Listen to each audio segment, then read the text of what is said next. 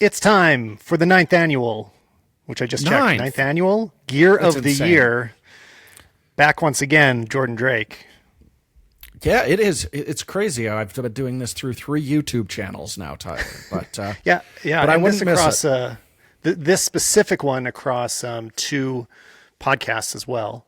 And yeah, I mean, I was listening to last. I try to listen to a bit of the previous year before we come into each year, and looking at the title, it says DP reviews Jordan Drake, but obviously that's going to be different this year. You just can't sit Yeah. still. No, we have. I mean, not by our own decision. Circumstances forced I our know. hands a little bit. But yes, now with Petapixel, and yeah, it's been great. But it's nice that this continues. Well, and the difference is you guys have a podcast now too, which you weren't doing previously, so we can get like a more regular, long form thing coming from Chris and Jordan, and or Jordan is and Chris as you would.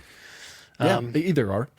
Yeah, it's been really nice. I mean, this is something, we've just been doing short form videos for a long time. So it's nice to be able to just, what you've been doing for years, get a little more in-depth conversation, something that is interesting but not essential. Usually I would just leave that on the cutting room floor. So the podcasts are great for diving in a little bit deeper. And this is also not my only best and worst this year. We've done our usual drinking episode, which is not entertaining, but not the most coherent. Our own podcast one, but that was voted on by the full staff of Petapixel, those Right. awards. So this time you're getting sober, unfiltered Jordan opinion today. This is So this is that'll the be- good one, is what you're telling me. This is the best I best of saved the it year. for you. Absolutely. Yeah. Well, You come and I to the also right want place. to mention to anybody watching this on my YouTube channel too. I haven't done any of the intros saying, "Hey, this is the Stalman podcast." And if you didn't know, it's been running for a long time. I just moved it recently to the main YouTube channel. I still feel like it's a bit of an experiment, but I feel like the reason for me to bring it up in this episode is partly I was looking at what you guys were doing over at Petapixel, that it was on the main channel. I think from the start you guys had it on both the podcast and your regular videos on one channel. And YouTube have made some changes recently about how they structure things, and seeing that it's working for you guys gave me that little boost of confidence to be like, okay, I guess I'll try it. So we'll see how it goes. So far, it means it's meant that the video is getting a few more views than usual. The reason that, both of us would even hesitate to do this is that it puts a bit of a drag on the average analytics, right? So this matters to me, especially when I'm talking to the next sponsor and I need to, explain to them, like, you might notice that some of the videos I post are over an hour long, and those are different from the standard 10-minute video that I post. And so you can expect a different set of analytics.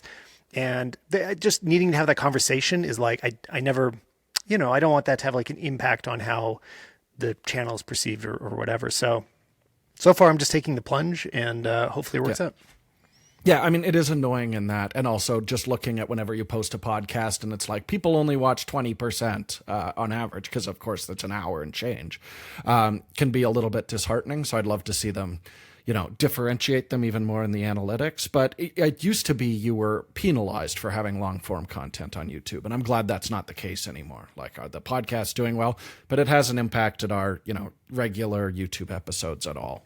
Well, and they've been slowly making more changes to how this works too, which makes me confident that they will continue to kind of trickle out changes of differentiating a standard video and a podcast. Because obviously podcasts are now just a big thing on YouTube. And it's funny because, like, calling them podcasts anymore, it's like now they're just shows in a way, right? Yeah. But anyway, we've been doing it long enough that this is always going to be a podcast. So without any more insider baseball, let's get into it. Do you have the categories in front of you? I do. I've got all the categories, and we're going to kick it off with Best Tech Product, Tyler. Oh, boy. Well, for obvious reasons, I have a hard time with this one because there are so many things out there. And the last 2 years, I picked MacBooks. Last year was the M2 Air. Absolutely excellent computer that for me was something I kind of used for travel. It was never my primary, but I know how good it can be for anybody that doesn't push their computer as far as we do. And before that, it was the M1 Max. So there's part of me that's like, you know what? The M3 Max is such a huge leap that I am tempted to choose it. The regular M3 didn't have such a big jump over the M2, but this enormous performance gain that we've seen is notable and worth talking about. And that's why I keep talking about it here on the podcast. But in addition to that, a lot of the reason for that is that there's just some big GPU advancements on Apple's silicone chips. And we actually first saw that on the iPhone 15 Pro. And that's going to have to be my choice for this year, the 15 Pro. I know some other places have chosen the Pro Max. I prefer the Pro, so that's the one I'm going to select. Yep, but the reason that I'm going to go with an iPhone this year instead of, usually I feel like, I can't choose the iPhone even though it's the piece of tech I use the absolute most. I wanted to go with it because it was the year that we really see kind of this full cycle of it becoming a more professional video creation tool. I've talked about it a lot already, but the addition of Apple Log, I don't know, it's not necessarily going to change the world all at once, but it's like a meaningful change and a step towards Apple creating a more truly professional tool. And along with Apple Log is also just switching to USB-C.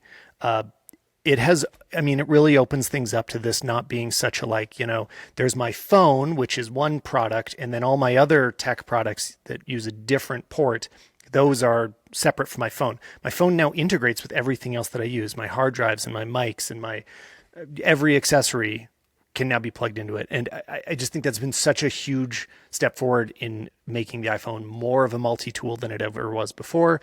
So I'm finally doing it. I'm making the iPhone my tech product of the year. That was actually my runner-up because it is the first time I'm actually enjoying using my iPhone when I'm using it for B-roll or something like that. It used to always be like, I need to grab this quickly. My camera's not set up. Now it's like, especially simultaneous with the 15, the Blackmagic app, really addressed most of my concerns when we did our 15 Pro review.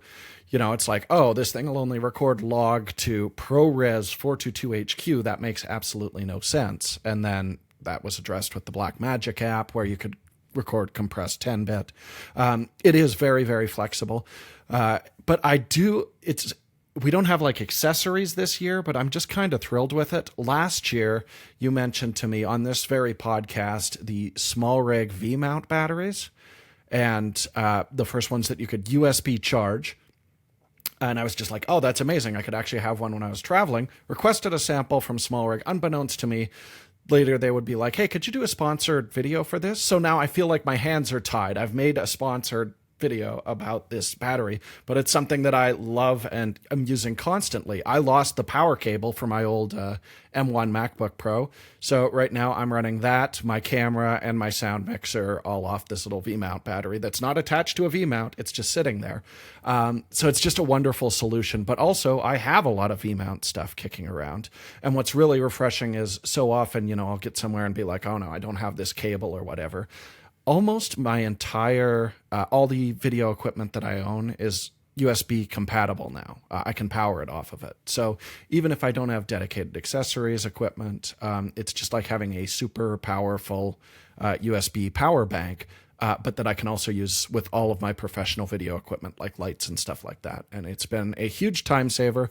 I'm going to be out running around a park late at night, powering video lights and charging cameras with these batteries in a couple nights here. So it's just opened up a lot of cool flexibility. And I thought about it as kind of my pick because I would have no idea this existed if I didn't come on this show. So thanks for the heads up.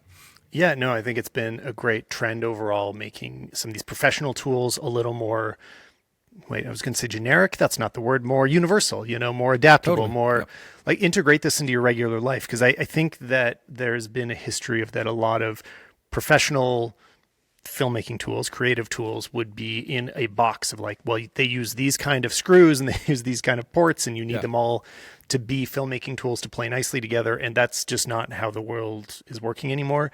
Another step we've seen in that direction that I haven't integrated into my system so far is being able to plug iPads directly in through HDMI and use them as a real monitor.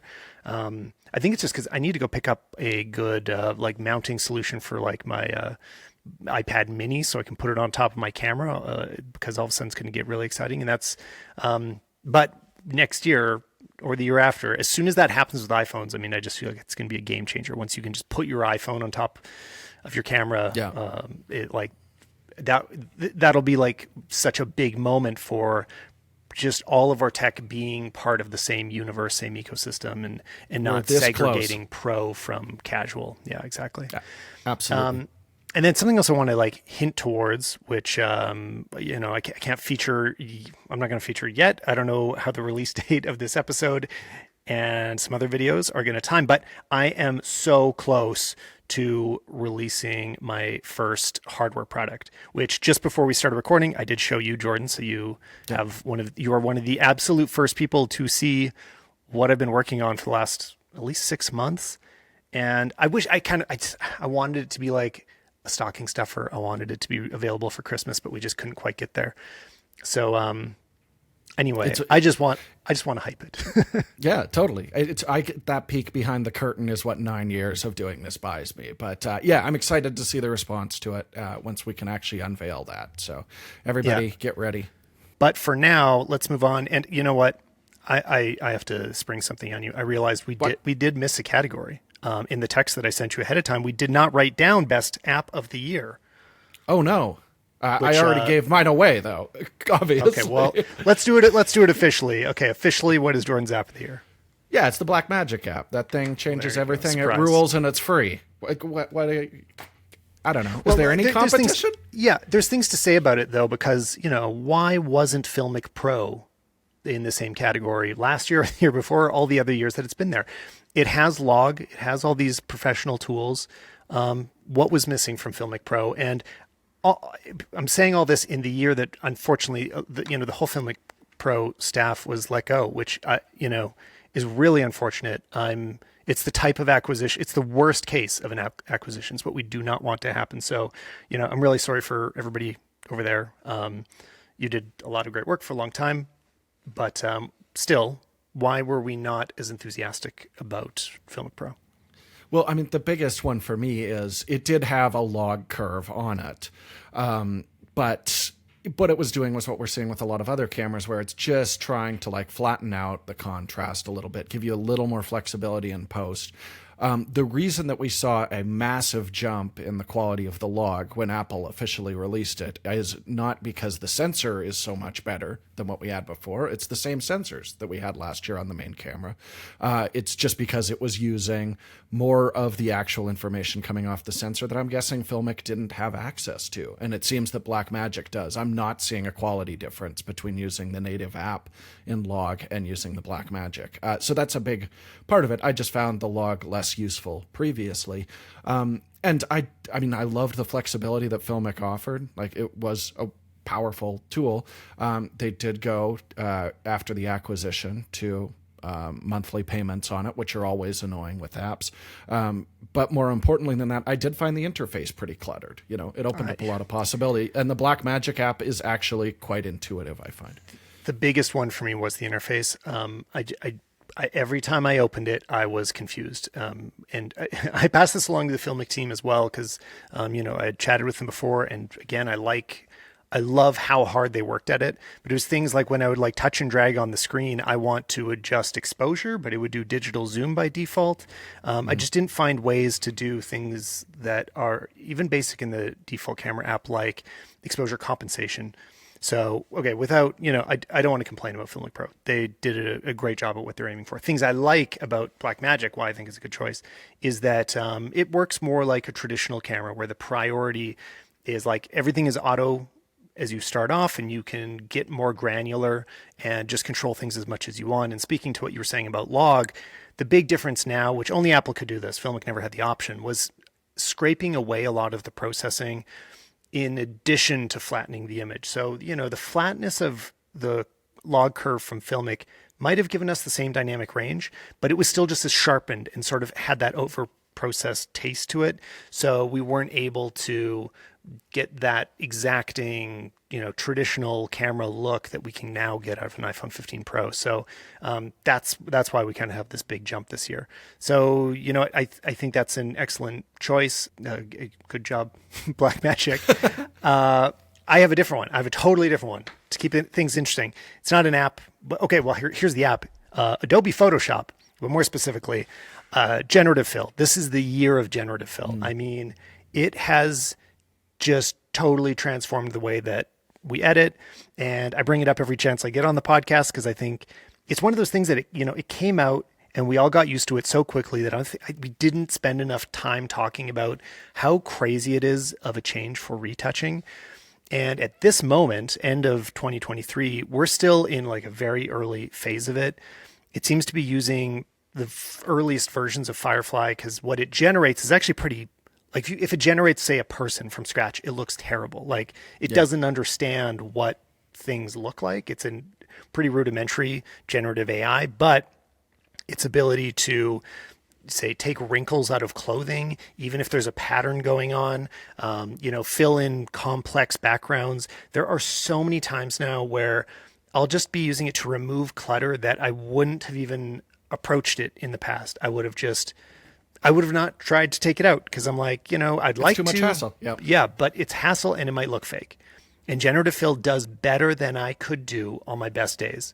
And the most interesting things for it are not about generating new images, which this is something we talked about a lot last year was, what like AI had just arrived, ChatGPT was fresh and we just started seeing how good a fully generated image can be. None of that got too much more. I mean, it got better, it got interesting, but it didn't really get practical yet. I still don't have a use for generating all these images, except for generative fill within Photoshop, where I am using it all the time. It is remarkable. Yeah, exactly. I really think it's also a use case when I was seeing all these AI image generators, and I'm just like, look, I'm not, doing marketing photos or something like that, where I can see a lot of photographers losing work and stuff. Where this is something, practically like making a thumbnail. It's just a great option to have that quickly and readily available. And it just polishes your work. And it still feels to me like your work. It doesn't feel like cheating in the same way. Does that make any sense? I don't know anymore. Well, I understand. I mean, it's the goal, I hope, for like for keeping photography, even in this new AI era, is that we are creating an ideal, if you want to use AI, you're creating an idealized version of what was effectively there in front of you, right? You're not creating a scene that did not exist. You're not fictionalizing anything. It's just like, if I had waited 20 more seconds for people to walk out of the background, this is what it would have looked like. And I'm totally comfortable with that for non-journalistic use cases of photography. There could be a whole episode about like the ethics of like when is it appropriate to use generative AI or remove image editing. Like we're going to have a lot of those conversations. But for like commercial use, where you might have already done this with a healing brush already, it just was this huge shortcut to do it better and faster.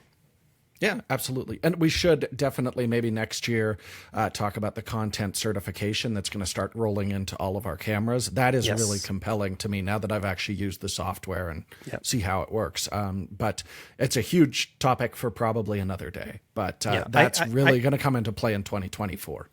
I haven't used it yet, but what I've seen from your videos of the implementation, I'm like, that's smart. It's the right way to do it. And I think it's because I don't mind people knowing exactly how much editing I did to images because I'm not presenting them as news, right? And I think if they were to see what I did change, they'd be like, oh, that gives me exactly the context I needed to understand this. Like the sky was replaced. Fine. So, moving on.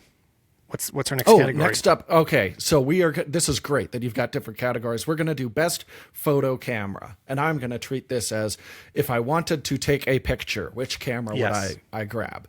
And for that, I am going to give it to the Leica Q3, the most fun I had taking pictures this year. Shocking! I did not think you would say that. So why is this the year that you would choose a Leica? I mean, I'm just guessing, but you probably weren't even close to selecting a Leica in previous years. How did it suddenly show up? I mean, I think the Q2 was in my second or third place when that one first came out. But the big reason for it, moving to the much higher resolution sensor, like that 28 millimeters, occasionally I would butt up against it. But with the new one, if I want to shoot a 35, I'm still getting, I believe, like 42 megapixels, which is tons for that. The autofocus really improved on it. And the biggest one for me is just the EVF is gorgeous now. Where before, it was, a little lower resolution. It was always a compromise, a little bit jerky. I love using an EVF. It's my favorite way to take pictures. And now you've got like a cutting edge electronic viewfinder. This was also one of the first cameras that we saw this year that added internal storage, which I think is something we should be seeing on every professional product moving forward. Is that true? Wait, can you confirm that? Oh no, I believe that's the M11 has. Yeah. Oh, okay. Scratch that last point. Because I just confirmed this the other day because it really bugs me because it's not that expensive. Like, it's not a pricey thing to add to an already very expensive camera. Give me 64 gigabytes. Give me anything. Just let me forget my memory card sometimes. Everything should have some. Oh no, I'm glad you caught that. That's okay. Weird.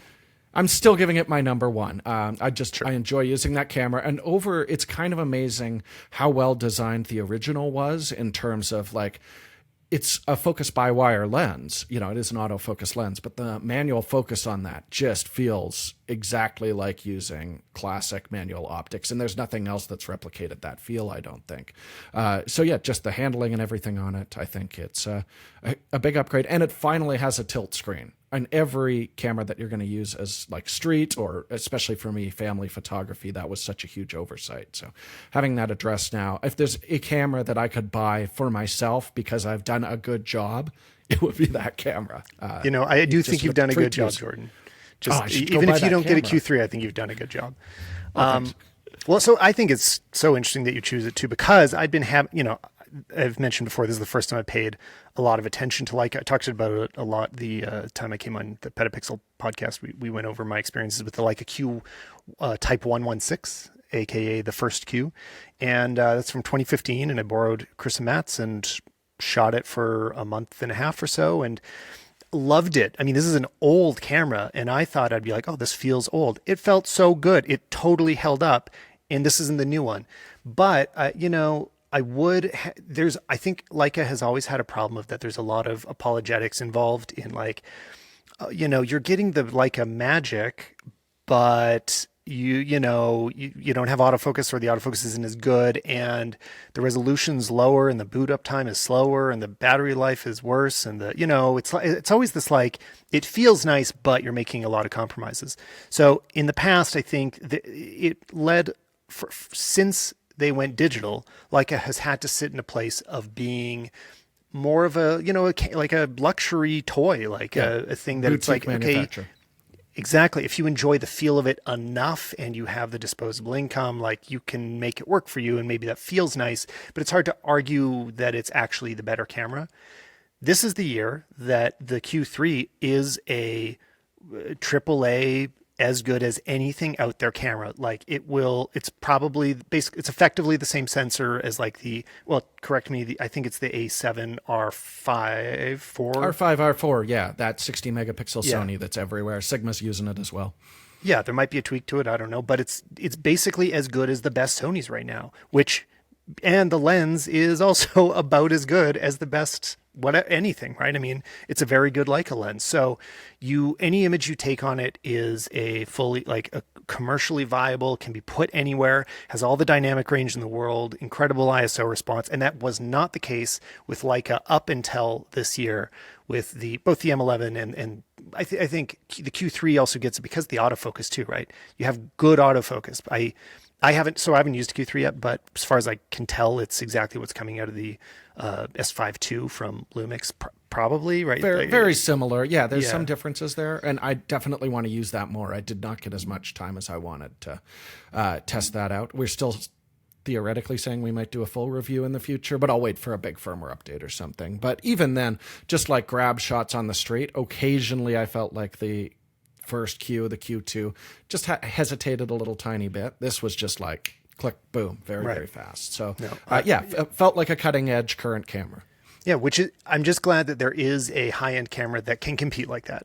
I don't want the only luxury cameras to be compromised, because they weren't like that in the film days, right? If you went and bought Hasselblad or a Leica, you were getting something like truly premium. So I think you're capturing that's my favorite camera to look at this year. It's like what I've watched the most reviews about. Like Q3 is incredible, but I'm gonna make a different choice. Another camera I did not use. So you will have to verify if I am right in choosing this, but I didn't even watch that many videos about it. I just know the specs. I know what it can do. And based on previous experiences, I'm going to choose the Sony A9 III.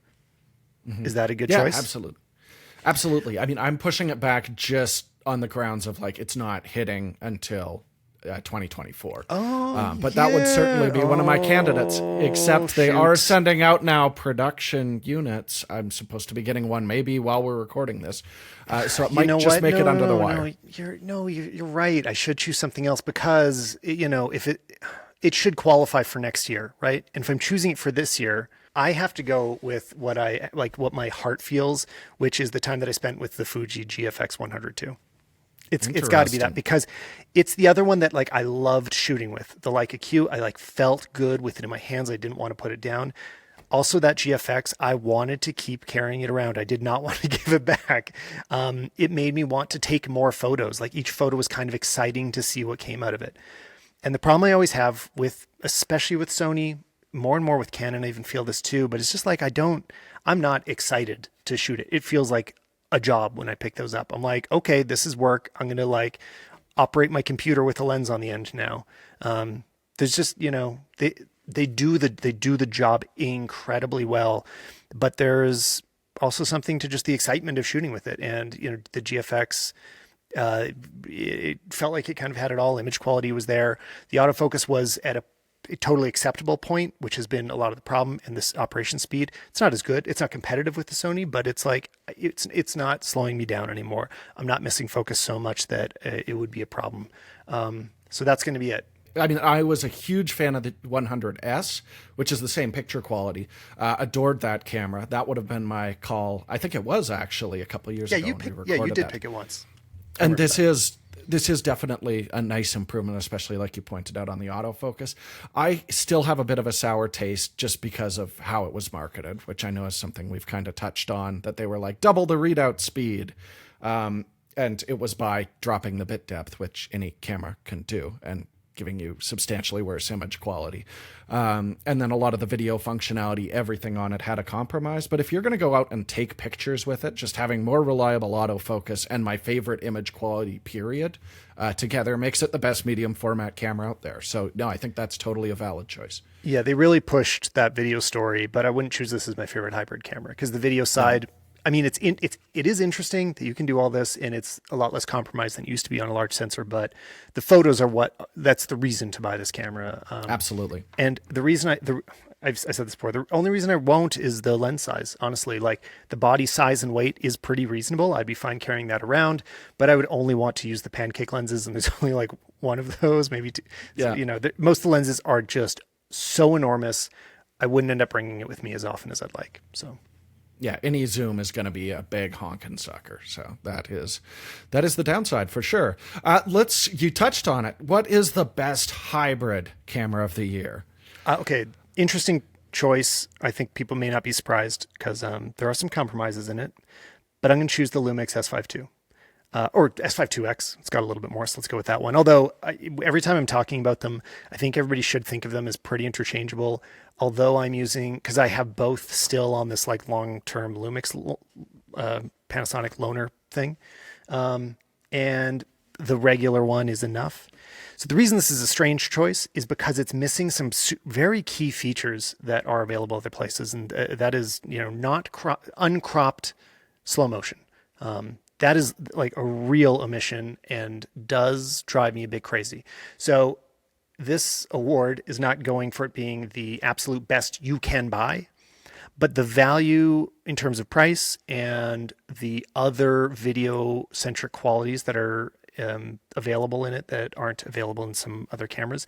It's just the one I've been using. I've been using it all year. I've been leaving my R5 at home way more often in favor of just shooting on the Lumix, which is really weird. I mean, it's less than half the megapixels. The autofocus isn't quite there as much, but it's just so much smaller of a body. I love the interface. I enjoy the way that it works. I really like the lens selection. All of the lenses are smaller, except for the 24-70, which I don't have, but that 24-70 2.8 is enormous. But generally, it's filming me right now, and my tripod is just flexing, bending. Yeah, I mean, it's giant. But the 24-105 is much more comfortable, and all the prime lenses are great sizes. They all match. I've talked about this camera so much. It just seems like an obvious choice. I think the S1H2, whenever that's announced, will destroy this. I mean, that's going to be a lot more exciting. But you know what? Lumix is back in the running, and I've really enjoyed shooting with it. Yeah, I mean, I love that series too. I really struggled with this category because I do think those are great hybrid cameras. You mentioned the cropping, but this same year, Panasonic brought out the G9 II, where you don't have the cropping limitation if that's essential in exchange for a smaller sensor size and a hit in your dynamic range there. But I'm going to go with the number one being the Nikon Z8, because if I was going out to go take pictures, this would be probably, if I didn't have a Leica Q3 handy, my top choice. I absolutely love the photo taking experience with that stacked sensor, no mechanical shutter, but it's also one of my favorite video cameras. It's the only one where I could say there is no real compromise. I love the S5 II, S5 IIX, but if I were going out to take pictures, I want a little more resolution. I want a little better autofocus. I don't worry about that with the Z8. And we've shot a bunch of episodes on that camera, not because I was reviewing Nikon, but because I was like, hey, I love using that camera and have really enjoyed the shooting experience with it. And it keeps getting better. Their firmware program, it's really Panasonic and Nikon are the best right now for real meaningful upgrades coming through firmware. And yeah, the Z8 has been receiving those. So that's my hybrid option. You could tackle any job. I don't care if it's like show up at a movie set or go shoot sports. It'll do it. Yeah, I mean, I think you're probably right in terms of that being the best. I just still haven't tried Nikon in years and years. I should probably fix that some year. It's such a big blank spot for me. But yeah, that is a better camera than the S5 II. It's just also, what is the price difference? Do you know? Oh, it's substantially more. It's 4,000 US maybe. as opposed to Yeah. 2,000. Yeah, so exactly Yeah. double. So, I'm kind of I'm grading mine on a bit of a scale. Like this value is just crazy. Whereas you're saying, yeah, that's actually the best. What's our next category? Our next category is best video camera, which all of these hybrid options are also up in consideration for it. Yeah. So I'm I not confident picked about the mine. I picked the S5 IIX when we did our petapixel reviews and our best and worst, but just under the gun, and it's amazing. The embargo just lifted, so I can actually talk about it. I just got the Ronin 4D 8K, and holy hell, this thing rules. It is great. So my biggest issue with the 6K version of this, it's basically, if you don't know, it's a gimbal with a full frame camera attached to it. And what's cool is it's four Like the axes. Osmo. Yeah, except unlike the Osmo, it actually has the fourth axis spring like that will negate any vertical movement as well. So you can sprint with this, and it's perfectly smooth. But the previous 6K version was that same sensor that we've seen in the S5 IIX and Sony A7 III. It's been, a little long in the tooth, and it has that crop whenever you want to shoot 4K. Where here we've got the Canon R5C sensor.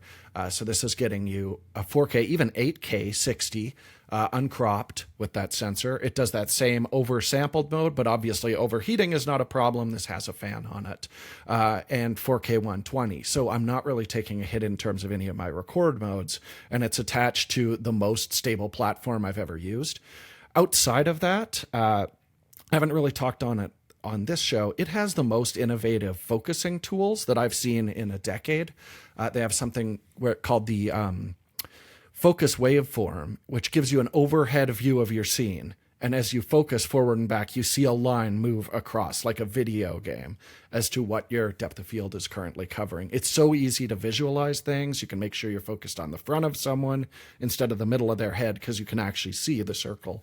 And it has a focus ring on it, which works like just a beautiful follow focus mechanical one when you're spinning it.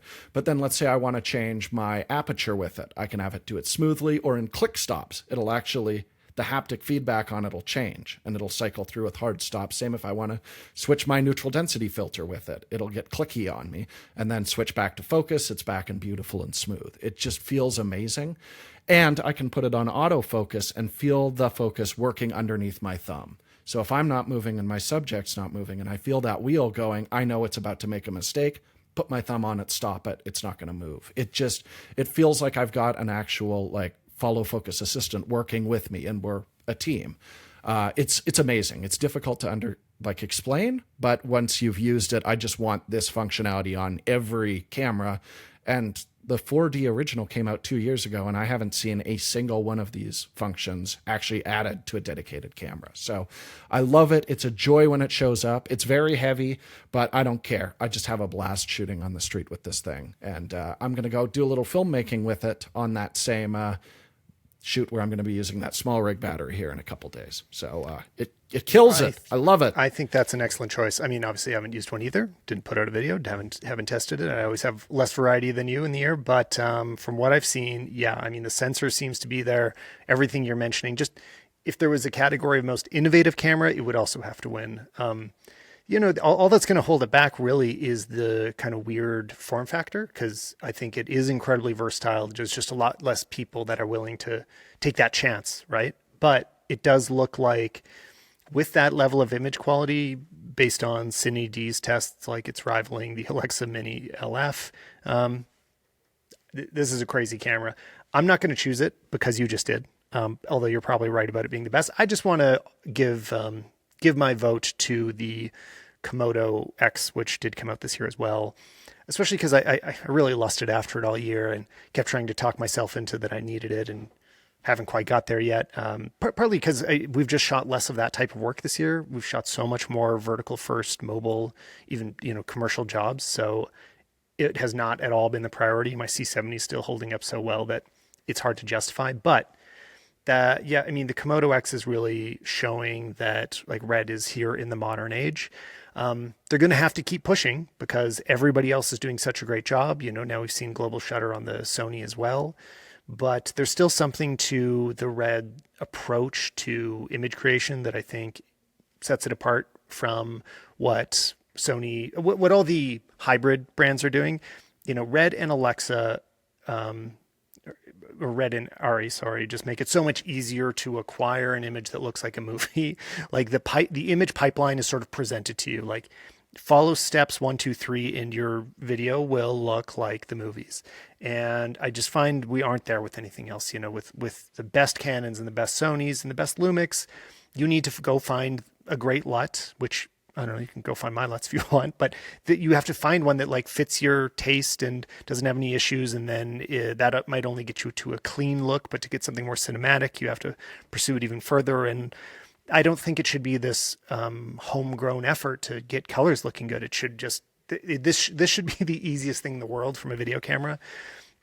And Red is still the, it's like the lowest priced camera that like gets you there relatively quickly, I think. I don't know. I don't have that much more to say about it because I also didn't use one. I just love the images coming out of it, and the price is right. And yeah, Komodo X. Yeah, I think this is the year I would love to get a Red in for testing. We never have done that, even though I've shot with them fair amount. So I'm hoping to. It's the year that Red went extremely standard, including with the Yes. V-Raptor as well. That's a huge moment for Red. Yeah, absolutely. I mean, we've been joking about how proprietary they are for years, especially with like media, batteries, that kind of stuff. This is something that we're gonna have to see going forward because they are getting squeezed on all sides right now. And just one thing I just want to throw out: even with other camera manufacturers having good compressed RAW recording formats now, especially now that it looks like Red lost that lawsuit or they settled and there's some compromise going on there. They just have the best RAW workflow, bar none. So if you want to shoot RAW video, I think Red is still the best bet if you're going to be doing that all the time. I think you're right. Okay, what's next? Oh, man, I got distracted. Well, I sprung it on you on purpose. So good at just that. to see you flustered. Absolutely. So best podcast. I'm going to let you take the lead on this, Tyler. Oh, good question. Let me look at my list. I sprung it on you, and then mine's not in front of me. Okay. My choice is going to be one that I started listening to relatively recently, but it's not a new podcast, and it's The Rest is History. It's a history podcast. And, I have a few different playlists in my podcast app of, I've got like my tech and my news, and I added a educational tab recently just to force myself not to spend so much time listening to the news really. So, it's it's exactly what you'd imagine. I recently enjoyed a Lord of the Rings episode, which taught me a lot that I didn't know about J.R.R. Tolkien. The history of Baghdad. When I was playing, this was interesting because when Assassin's Creed Mirage came out, they did a series of episodes all about Baghdad because of a video game. And I'm like, this is great, like learning the real history based on the game I'm going to be playing. I've absolutely been enjoying it. I think it's very easy to recommend to absolutely everyone. And I want to do a runner-up that's harder to recommend because you have to pay for it. And I've recommended some of these before, but it is Sharp Tech, which is from Ben Thompson, who I think, I don't remember what I recommended last year, but also that you have to pay. Yeah. What's the name of the one I recommended last year? But it is for pay, and it's like $125 a year, I think, is what I pay to get all of his shows. But this one is bi-weekly, meaning twice a week, which is a lot. But as I always say, I feel like there's only a few people that have really excellent and like unique perspectives about tech that, you know, they are the ones originating the idea that they're presenting, and it's really well articulated and well thought through, and they could defend it deeply. And Ben Thompson's one of the few people doing it. So I've just absolutely found it worth paying for. Harder to recommend, costs quite a bit of money. So there's two.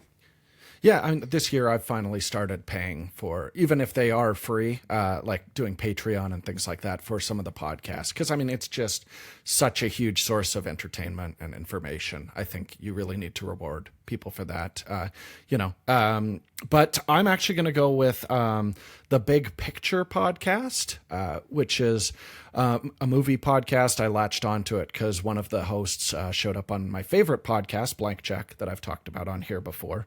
But yeah, it's Sean Fennessy and Amanda Dobbins. They're two film critics, and I just find it's a very interesting dynamic as opposed to a bunch of dudes sitting around talking about movies. I think Amanda brings a really kind of interesting dynamic to it in terms of like, the best example of it was the Barbie Oppenheimer week, where you've got the dude who's a huge Nolan bro, as I know you are, and I am as well. Like, we love our Nolan.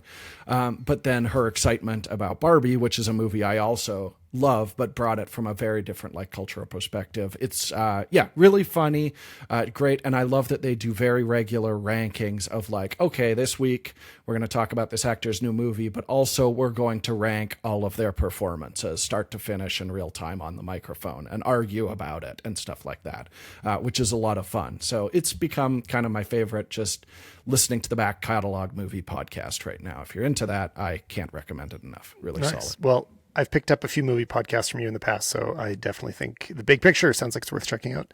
And quick note, did you spot that the Script Notes just came out with an episode with Christopher Nolan? I just saw it this morning. No, I haven't yet. Did not listen. Yeah. Okay. Long form interview with Nolan. I never see that happen. So I guess another recommendation, but we didn't. This is before we listened to it. What's after podcast? Would make sense for us to roll right through to best movie. Good which segue. Is tied. Yeah. Oh man, I crushed it. Right. Okay. I just want to say, first of all, this has been a killer year for movies. I think post pandemic, a lot of stuff gets a bad rap, but I just think there's been an amazing, not only like big, blockbuster stuff, but just cool, interesting genre films. So this was a really tough one for me to pick. Like I mentioned, Barbie and Oppenheimer would both be on my top 5. But and then I just saw The Holdovers, the new Paul Giamatti film. I wanted to see that before this, just in case it made the list, but I didn't get to it. It's a really nice, like just a throwback 70s character study, vaguely feel-goodish, but still has a nice little bit of an edge to it. But my pick for favorite movie, the one I responded to most this year, is A24's Past Lives. Have you heard about this? I have not. I just know what an A24 movie's like.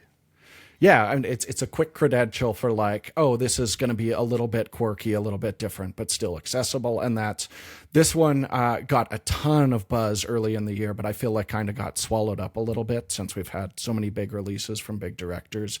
But it's a really interesting story of like a Korean girl and boy who had a bit of a crush on each other when they lived in Korea. She moves to Canada and then eventually to New York, moves on with her life, but when they're both 24, they fall They get in touch again through the internet.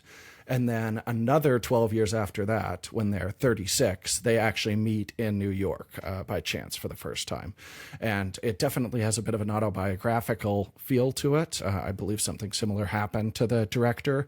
But it is so beautifully shot and has one of the best, like most tense endings to a movie that I've seen all year. And it's a very not an action movie, anything like that. It is an emotionally tense thing when they do meet up with each other and they're alone for the first time since they were 12 years old, and how that plays out. And the camera work and everything is super compelling. It's very funny. It's an easy watch. It's insanely well acted. And I was incredibly moved by it. So I loved a lot of movies. This was a really tough category, but that's my number one. I had to vote with my heart. I saw some who had the biggest film negative. I saw some clips of it on TikTok is actually how I'm familiar with it as you're describing it. But I'll add it to the list though. I don't know if I would have watched it otherwise, but if it's your number one, then it's worth it. And I love Nolan. I'm a Nolan bro. But I don't feel like Oppenheimer's on my top 5. I just like, really, it was good. It's a good movie. People should watch it, but it's like, it just kind of, I don't think about it. Like the scenes don't replay in my mind. I won't watch it again. I don't know. It just didn't really stick, but that's just me. I thought it was really interesting to see Nolan getting just a little bit almost surreal. He's such a cerebral filmmaker. I think the way that they put you into Oppenheimer's head visually is something that I would never expect from Nolan. Nolan is like this is how space travel works and what it would look like kind of guy. Well, and I mean, I only say felt this very different. I think, because I know people will be mad at me for disliking a well-loved movie. I mean, everybody else liked it a lot, so. Yeah, I dug it. But what's your number one? Well, my number one, I didn't have this feeling of that this year was amazing, actually. I can think of the movies I went to in theater. I was excited to go to theater as often as I could. But I last year had more movies just clamoring for my number one that I couldn't choose. This year's, it wasn't quite like that, but I do have one that I absolutely loved and stood out, and that was Blackberry. Probably also underviewed. I'm sure a lot of people are barely aware of it. Other than if you're in the tech community, you've probably heard about it because you might have had a Blackberry and you care about the story. But I was just so surprised that it was very good. First of all, because it's Canadian, funded by the CBC. Not many. I mean, sorry, Canada, where I live, but there's not that many great movies that come out of Canada on a regular basis. We don't have the best filmmaking reputation. And this was wonderful. It was such a great film, well acted, well written, and a great story. I never had a Blackberry, and I only vaguely knew that, this is a Canadian company, but watching it play out and, their first offices over a Shoppers Drug Mart is just this, there's all these details that bring it home to this is such a Canadian story, and amazing the success they were able to find from a small town in Ontario. Blackberry is great. And it has a real sense of a great sense of humor throughout it. I think it's the best tech movie since The Social Network. I feel like so many people have been trying to get that same vibe. This actually really does come close to that in terms of just being, it doesn't feel like a biopic at all. It's just thoroughly entertaining. That's a great choice. I dig that. I totally agree about that since The Social Network thing. I mean, I much prefer this over any of the Steve Jobs films since then. Just the most they get what they're talking about, tell the story well, and it's a great film. So it hit everything. And good job, Canada. It has a really complete arc. Yes. And I do want to say, you say not good films from Canada. Quebec makes great films. It's English-speaking Canada that's doing a terrible job. That is very likely true. Next up, we got, should I spoil it? Because I already have my phone in front of me. This is the challenge that I cue you. And you got it. Yeah. All right. Best book, Tyler.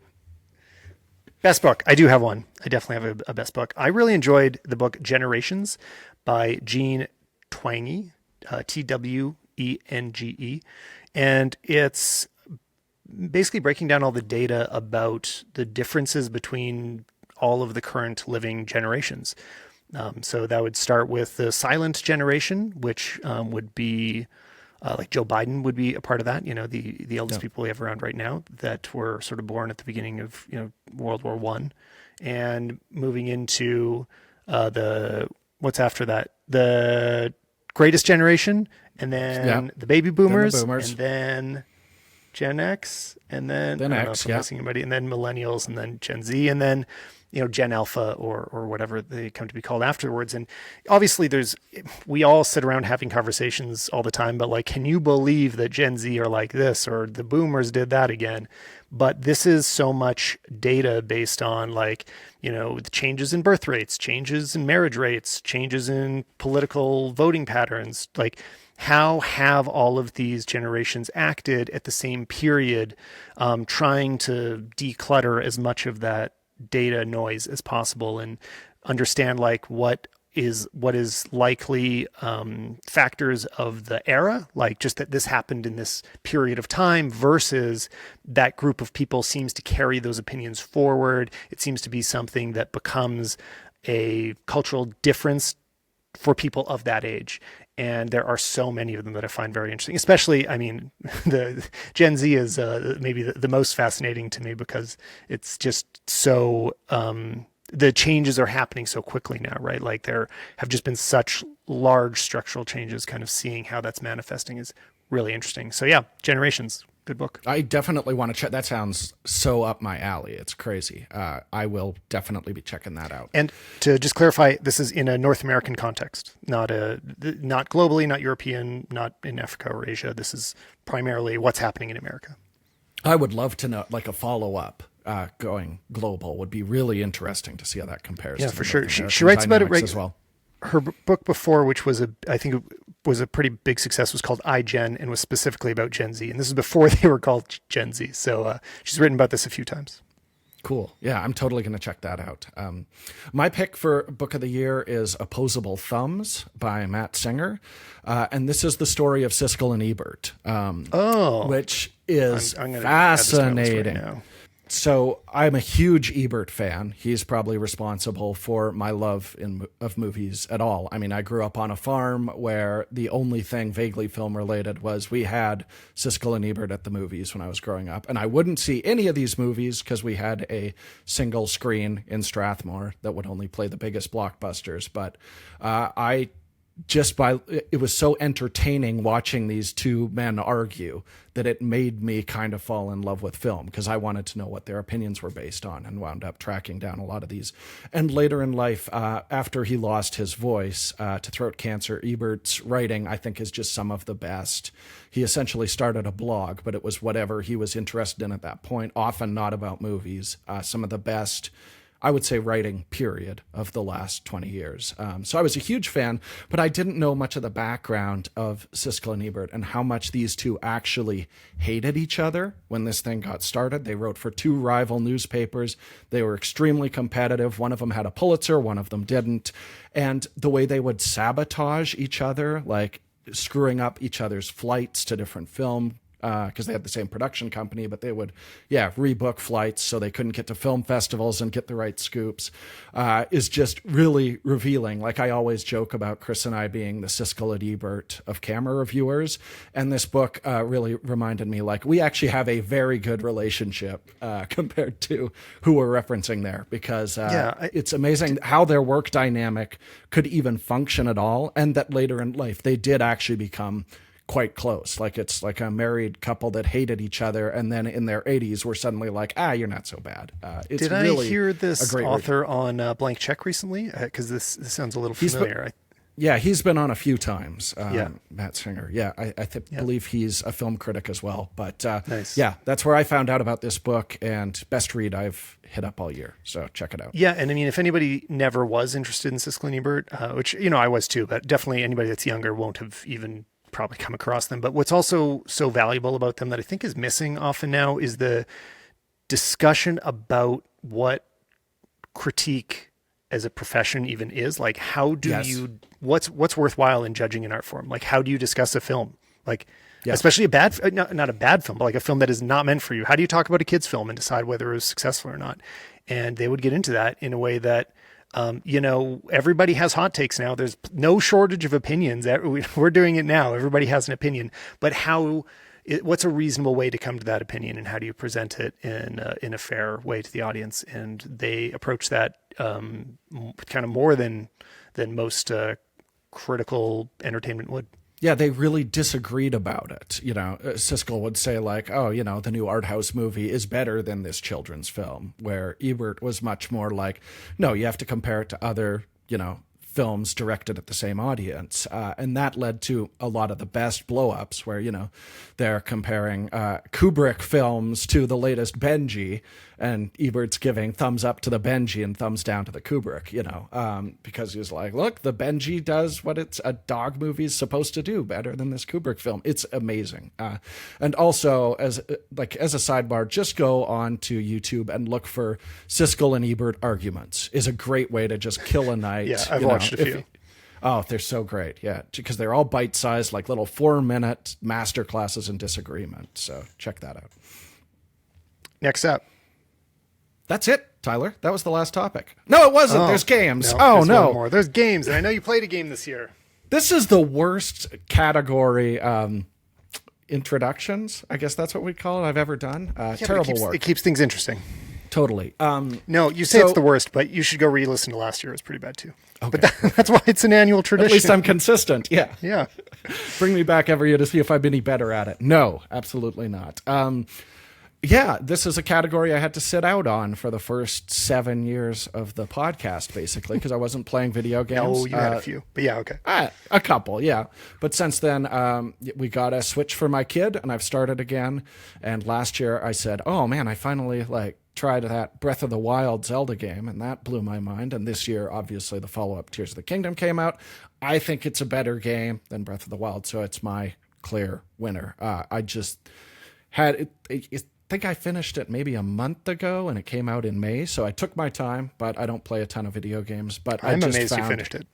Yeah, I just found it very involving. I think what they did, where all of the just random characters that seemed meaningless in the first game actually have real character arcs this time. And the construction side of it is really cool. It's nice to be able to approach a puzzle from 17 different angles that are all equally valid. I think I made the comparison to Half-Life 2 as a game where you would just use logic to solve any puzzles that you found yourself in. Same thing applies to this. You certainly don't have to be like, step on this switch and run over here, in under 10 seconds to get through the door. It's a lot more based on real world and logic. And I think it's very satisfying as a result. So my game of the year. Congratulations. I'm very excited for you having played a game. A video game. You're able to make a completely contemporary recommendation that is still available in stores and people are still playing now. I don't know if I made this. I've said this on Twitter. I don't know if I said it here, but I just couldn't get into Tears of the Kingdom. But I couldn't get taken. I couldn't get you that and far. Gerald. It just is so long, and I never want to get lost in a video game. That's always what breaks it for me, is like, as soon as I spend any time not knowing what to do next, I'm like, okay, I don't have time to figure this out. I'm going to go play a different game. So, I'm super glad you enjoyed it though. I couldn't do it, but, I have as usual, I try to keep my recommendations made for, people that have not that much time to play. And, I think what I got to do an honorable mention here of God of War, which did not come out this year. That's why it's honorable mention, but I played both of them and I'm so behind on not having played those. I don't know why I didn't play them when they came out. Everybody told me I should, just like Uncharted, which I talked a lot about as well. I played all of those late, played God of War late, but I should not have waited. Man, those are just, they have set the benchmark for me. And ever since any games I'm playing, and especially like watching Anya playing Assassin's Creed right now, I'm just like, the camera work in every other game is so sloppy. The dialogue is so poorly written. The voice acting is so everything is executed so incredibly well in God of War. It's shocking. And there are a few other games that are done that well. Things like Last of Us and Uncharted are just like super tightly, precisely crafted, but it's not common. So just want to throw out there that was my best gaming experience of the year. But the best game of 2023, because it actually came out, is, for me, it's got to be Spider-Man 2. It is, the controls are so incredibly tight on Spider-Man. The best traversal in any game. I may platinum it, which I've never done to anything. I'm really completing everything because it is just so fun to swing through the city. Like it feels so responsive, and it's so this similar feeling of Tony Hawk of like you subtly get a little better at the controls all throughout the game, and your movement becomes smoother, and you just look so cool doing it. So, and then also it has just like a really well told, tightly crafted story, great voice acting. It just is really this complete package that speaks exactly to the type of single player game that I love to see. So Spider-Man 2, that's my game of the year. I mean, I still don't have a PlayStation, but I'm very curious because I think it was on the PlayStation 2, the Spider-Man 2, the first time they let you swing through the city, even though you weren't actually connecting to videos. I loved that. That was called like That was like Spider-Man the movie 2, right? Something like that. Yeah, absolutely. So the previous two, but yeah, I think maybe I might have to jump on the PlayStation and catch up, because same thing, God of War, I loved the first two for, again, I think that was PlayStation 2. You can really see the exact moment I fell off the video game bandwagon, but yeah, time to dip back in because I've had a really good time with the Switch this year. Nice. Yeah. One more thing, there's a great video on YouTube with one of the developers from that original Spider-Man 2 playing the modern Spider-Man for the first time and just like describing all the challenges they had back then. Because the funny thing is, when I remember playing that original Spider-Man 2 for PS2, in my mind, it was basically the same as what I'm playing now. Like, oh yeah, there's a fully realized New York City. It's all there. And then you go back and look at the videos. It's like, oh, there's just some skyscrapers above the cloud line. And they're all big boxes and there is zero detail. But you know, our imaginations were so much more vivid back then, Tyler. Exactly. That was the beauty of it. Oh boy. Well, I don't know. Next year, once all our games are procedurally generated, we won't have to use our imaginations at all. It's going to be great. Perfect. Anything to add? What else about 2023? This was obviously a big year for you. You guys moved over to Petapixel. Any final thoughts? Yeah, this will always be one of the most jarring years of my entire life, but one where like I am coming into 2024 incredibly grateful, because I didn't, last year in April, I had no idea where I would be at this point. So just having the rug pulled out and told to, go find a new job. But also I'm just so thankful that DP Review is still going. Like I was really concerned for all those people there who are incredible at what they do, and I still get to see them whenever I'm on a press event. Just saw them recently for the Sony launch, so it's great. Everything kind of worked out the best way possible for everyone involved. So hopefully that's the case for more of our industry going forward, because it's been a rough stretch here for a lot of my colleagues. How about also a health check on the camera industry? Not so much the camera journalism industry, but just, I spend at least a third of the time on the channel talking about cameras. Are people still buying cameras? Are they going to keep similar buying patterns next year? Like, what do you see happening lately, and where do you think things are going to go? Well, fortunately, my other half, Evelyn, is also employed by the Camera Store here in Calgary. She's actually one of the co-hosts there as well on the Camera Store TV, if you want to check that out. But basically, I'm not getting all the financials, but the Camera Store is doing quite healthy business now. You'd expect it would just be a constant slowdown because that's a lot of the numbers that we see out there. But the people who are into it are still very into it. What has stopped is we just had a kid. Now we have to buy a DSLR. And I think that led to, and then no one used those cameras, led to unrealistic expectations of, how the photography business was going to go. I feel like we're getting back to, in the 70s and 80s, there was one person in every family who was into photography. They were like the family photographer. And now I feel like that extends to like, they're the family video baker who will, grab a mirrorless camera and cut some stuff together on Final Cut. And that is absolutely sustainable as a business. We might not see as much R&D in that. We might not see the same crazy advancements every year, but I think everybody seems to be optimistic. There was a lot of doom and gloom, especially like Nikon. A lot of people thought they might go under, and now they've brought out really compelling products. They're killing it. We're seeing, like looking at this year, it's been a lot of really innovative, really cool stuff that's come out. I had a tough time picking best cameras in all these categories, which was not the case in like 2019, 2020. It really felt like innovation had slowed down. So I feel fairly confident about it, not only because my livelihood is directly tied to it, But yeah, I'm very interested in seeing how a lot of the innovations that we're seeing in terms of machine learning and stuff like that, they are going to start being added to cameras at the hardware level.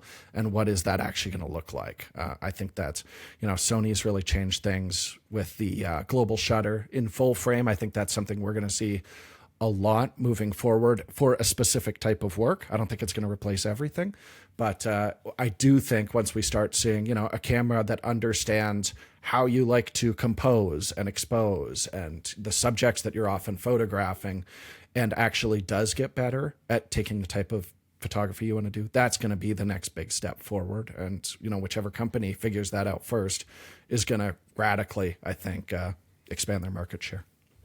Well, and going into the New Year's, I just also want to share a bit of a thought I've had. Something that's been going through my head a lot over the last year has been, I don't know, that it's a bigger motivation for taking photos for me has been family photos, just family and friends, casual moments. These are not to win any awards or impress anybody on Instagram. But during the summer, I put together a sort of collage video for my wife of her home videos from when she was young, and the impact of looking at just family photos and especially videos, really, but from so long ago, it is so much more significant than the feeling of looking at the beautiful sunset that you just captured last month, or the cool skyline, or corporate portraits, or whatever it is. Like, taking photos of the people you care about around you really can have, it can just tug on the heartstrings a way that nothing else can. So I've been making a concerted effort to just have a good camera with me more often, not just shoot everything on the iPhone, and get everyone's attention on a regular basis, and could be like, okay, everybody look, everybody just be in the photo, like, without anybody making a dumb face. And a little thought about this of like some of the challenges. Sometimes if you're trying to shooting, if you want to be the photographer at a family night and you want to get candids, that can make you a little more consumed in the photography for the whole night. So you're going to get a lot more bad photos, right? You have to kind of keep shooting to hopefully have something left. And that does remove you from the scene a bit. I'm more taking the approach of that. I don't need them to be candid. I just want to be like, look, here's who was together and this is what we were doing that night. So I'm totally happy to be like, everybody sit together and look at me, and I'll take a couple photos that night. And I've really enjoyed that. And it's given me more of a reason to bring a bigger camera with me at times I wouldn't otherwise. And I just want to encourage anybody else to try the same thing. It's rewarding in a very different way from, aiming for the most creative award-winning photography. So just a thought, if you're looking for a project for the new year, that one has been good for me. One other thing I'd like to throw out, if you're regularly taking good pictures with a real camera, just airdrop them to yourself on a fairly regular basis, because then they will show up in your memories. They'll be easily accessible. I have not done that enough, but since we took a lot of the JPEGs that I'd used for lens testing at DP Review, and we thought that was going away, I put a bunch of those family photos that I took while I was just testing gear, threw it on my phone, and now I'm getting regular updates on, nice. Beautiful, nice photos, as opposed to just a whole bunch of smartphone images and knowing I have to drag out an old hard drive if I want to look at anything better shot and exposed. Yeah, I'd like to remind me. I should make I've been thinking about, I could make a video about this, of like, complete guide to family photos. I don't know how to title in a way that people actually click on it, but there's a lot of little things like that help. Like, I'm trying to immediately go, like, download the card as soon as I get home. There's probably only 50 photos on it. There's not that much. Choose 3 good ones, and I export JPEGs to Dropbox and put them on my phone so that they're like easy to access. They're all in the same place. They're already JPEG. They have some simple little bit of colors added to them, and I'm done with them. I don't need to go back and find the raw files. I don't need to store the hard drive. Like, these photos will be accessible to me hopefully forever. So thinking about that ease of workflow will make a huge difference in just how available these nicer photos are. Yeah. Good call. Thanks, Jordan. Happy New Year. Happy holidays.